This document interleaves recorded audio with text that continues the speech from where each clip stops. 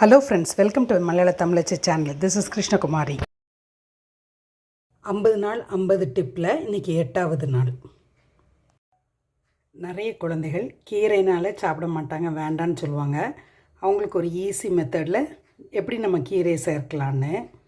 இப்போது இந்த மாதிரி கீரை பொடி நிறைய கிடைக்கும். இப்போ நான் எடுத்துருக்குது முருங்கை இலை பொடி. இதை நான் தோசையில் கலந்து கொடுத்தோன்னா பிள்ளைகள் சாப்பிட்றவங்க க்ரீன் தோசைன்னு நம்ம கொடுத்துடலாம். கொஞ்சமாக மாவு எடுத்துக்கோங்க, தோசை மாவு.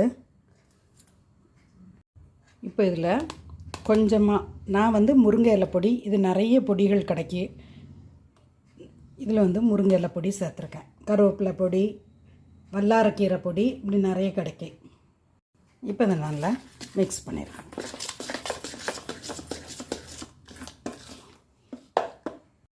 இப்போ இந்த பொடி நல்லா மிக்ஸ் ஆகிடுது.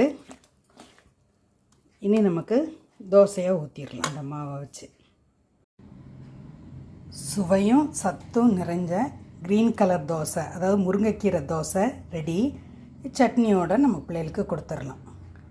கலரை வச்சு நம்ம பிள்ளைகளை சாப்பிட வச்சிடலாம். பிடிச்சா லைக் பண்ணுங்கள், சேனலை சப்ஸ்கிரைப் பண்ணுங்கள்.